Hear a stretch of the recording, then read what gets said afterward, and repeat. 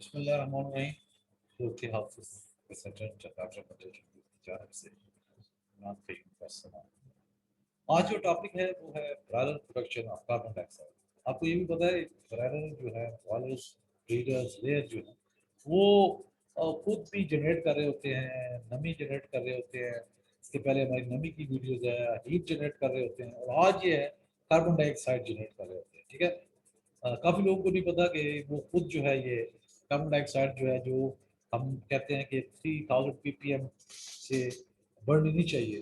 ठीक है, एक्सेप्टेबल है। तो उससे ज़्यादा जब जो हो जाती है तो वो यही उस पर डिपेंड करता है, आपकी क्वालिटी ऑफ बर्ड्स, आपका डेंसिटी है, बर्ड डेंसिटी पर स्क्वायर फुट एरिया, और ये आपकी फिर वेंटिलेशन सिस्टम। इसलिए वेंटिलेशन सिस्टम इंस्टॉल किया जाता है और ऑटोमेटिक वेंटिलेशन इंस्टॉल किया जाता है कि ये आप चीज़ों को आप मैनेज करते हैं। देखिए 100 ग्राम बॉडी वेट का जो है वो 0.5 gram carbon dioxide per hour जो है वो एक बर्ड, ठीक है, एक बर्ड जो है वो प्रोड्यूस कर रहा है।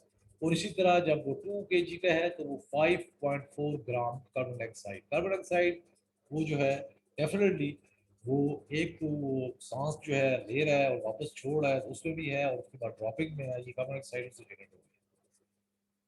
इसके अलावा जो है वो दूसरी जो है हाइड्रोजन सल्फाइड, कार्बन मोनोऑक्साइड, ठीक है, वो जो है और डस्ट जो है ये भी मेजर करनी चाहिए।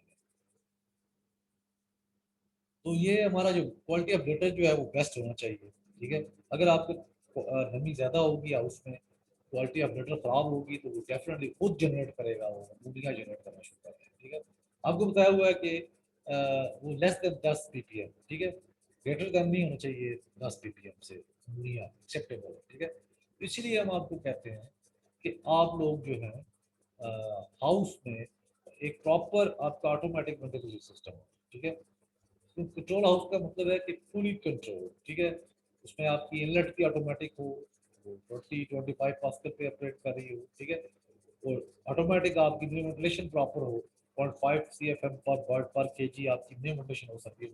तो आपका फिर ये डेफिनेटली ये आपको प्रॉब्लम नहीं आएंगे, आपकी अमोनिया जनरेट नहीं होगी, कार्बन डाइऑक्साइड जनरेट नहीं होगी जब आपकी न्यू वेंटिलेशन प्रॉपर चलेगी, और आप जब आपका जो है वेंटिलेशन सिस्टम प्रॉपर चलेगा।